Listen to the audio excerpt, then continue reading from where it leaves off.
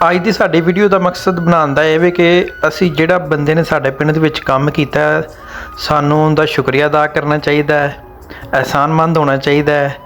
ਤੇ ਇਹ ਦੇਖੋ ਜਿਹੜੀ ਤੁਹਾਡੇ ਸਾਹਮਣੇ ਸੜਕ ਬਣ ਰਹੀ ਜਨਾਬ, ਇਹਦਾ ਸਿਹਰਾ ਜਿਹੜਾ ਉਹ ਜਾ ਰਿਹਾ ਜਨਾਬ ਸਰਦਾਰ ਬਿਸ਼ਾਤਰ ਡੋਗਰ ਨੰਬਰਦਾਰ ਸਾਹਿਬ।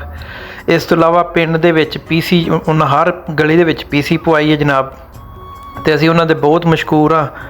ਮੈਂ ਡੋਗਰ ਬਰਾਦਰੀ ਨਾਲ ਮੇਰਾ ਵੀ ਤਲਕ ਹੈ, ਤੇ ਮੈਂ ਸਿਰਫ ਇਸ ਕਰਕੇ ਨਹੀਂ ਕਹਿ ਰਿਹਾ, ਲੇਕਿਨ ਹੱਕ ਸੱਚ ਦੀ ਗੱਲ ਜਿਹੜੀ ਹੈ ਨਾ, ਵਾਕਈ ਉਹਨਾਂ ਕੰਮ ਕਰਾਏ ਨੇ। ਅਸੀਂ ਨਹੀਂ ਪਹਿਲਾਂ ਇਸ ਤੋਂ ਪਹਿਲਾਂ ਅਸੀਂ ਨਹੀਂ ਵੇਖਿਆ ਕਿਸੇ ਬੰਦੇ ਨੇ ਇੰਨਾ ਕੰਮ ਕਰਾਇਆ ਜਿੰਨਾ ਸਰਦਾਰ ਬਿਸ਼ਾਤਰ ਡੋਗਰ ਨੰਬਰਦਾਰ ਸਾਹਿਬ ਨੇ ਕੰਮ ਕਰਾਇਆ। ਤੇ ਸਾਡੀ ਦੁਆ ਹੈ ਕਿ ਅੱਲਾਹ ਪਾਕ ਉਹਨਾਂ ਨੂੰ ਮਜ਼ੀਦ ਕਾਮਯਾਬ ਕਰੇ ਤੇ ਮਜ਼ੀਦ ਤਰੱਕੀਆਂ ਤਾ ਫਰਮਾਏ, ਤੇ ਇਦਾਂ ਹੀ ਪਿੰਡ ਦੀ ਜਿਹੜੀ ਨਾ ਖਿਦਮਤ ਕਰਦੇ ਰਹਿਣ। ਇਸ ਤੋਂ ਇਲਾਵਾ ਉਹਨਾਂ ਜਨਾਬ ਹੁਣ ਪਿੰਡ ਦੇ ਵਿੱਚ ਮਾਸ਼ਾਅੱਲਾ ਬਹੁਤ ਹੀ ਇੱਕ ਪਿਆਰਾ ਜਿਹੜਾ ਨਾ ਆਪਣਾ ਡੇਰਾ ਬਣਾਇਆ। ਅਗਰ ਕਿਸੇ ਦਾ ਕੋਈ ਮਹਿਮਾਨ ਵਗੈਰਾ ਆਉਂਦਾ ਹੈ, ਉਹਦੇ ਕੋਲ ਬੈਠਾਉਣ ਦੀ ਜਗ੍ਹਾ ਨਹੀਂ ਹੈਗੀ, ਤੇ ਉਹਨਾਂ ਬਕਾਇਦਾ ਕਿਹਾ ਕਿ ਇਹ ਡੇਰੇ 'ਤੇ ਸਾਡੇ 'ਤੇ ਆ ਕੇ ਬੰਦੇ ਆ ਕੇ ਬਹਿ ਸਕਦੇ ਨੇ। ਤੇ ਇਹ ਉਹਨਾਂ ਦੀ ਬੜੀ ਮਿਹਰਬਾਨੀ ਨਵਾਜ਼ਿਸ਼ ਹੈ।